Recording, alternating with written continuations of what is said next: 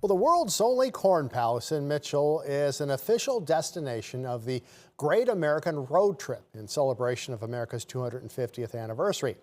In tonight's Eye on KELOLAND, Anya Joseph takes a look back at the history of the iconic building that celebrates South Dakota's ag heritage. The world's only corn palace in Mitchell is one of South Dakota's top tourist attractions. The city's first corn palace was built in 1892.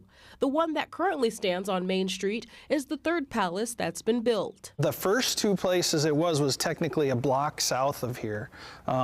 We had two major fires. It was decided in 1919 that it would be built on this location. Corn Palace director Dave Sietsma says the first corn palace was built to show off the prevalence of agriculture, not just in the city of Mitchell, but the state of South Dakota. First one they built was to celebrate country and town people coming together for the Harvest Festival in the fall, and we're still having the festival today in the fall. So over 100 years that we've been celebrating agriculture. Corn was the city's biggest cash crop during the rise of the city. The symbolism is all throughout the property, especially on the murals. We'll start to take the grasses down and we'll harvest the rye and the sourdock, and it'll get bundled, and then that'll go up. And then this fall, when corn harvest is ready, we'll take the 325,000 ears that it takes to go up on this building to make those 9 murals. The murals are made of corn ears grown with different colors than the usual yellow.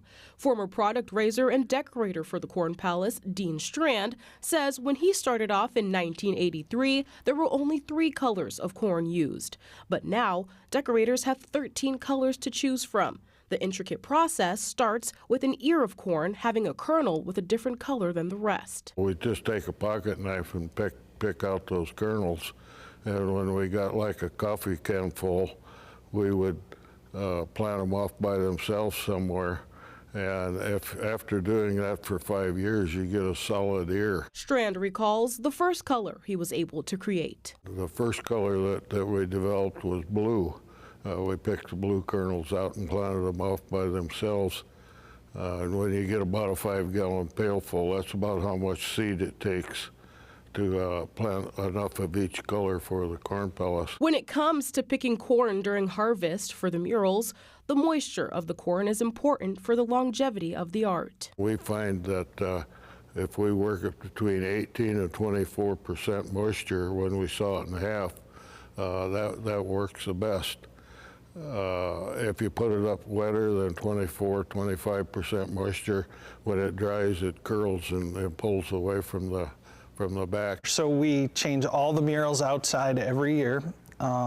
Takes about 4,000 man hours to put the corn back up on the building. We take one mural down, we put one up so that the building itself is never without murals. The idea of the Corn Palace was meant to draw people in so they would decide to live in South Dakota. So by having a building decorated with corn and wheat and milo and different farm products, they thought more people would maybe be interested in moving out here to settle and to work, and it worked out well. As visitors come from all over the nation during the road trip for the America 250 project, they'll come to realize that the world's only corn palace is a place for people of all ages. It's both, if you like the history, the walls are lined with some history and the storyline and the timeline for the building.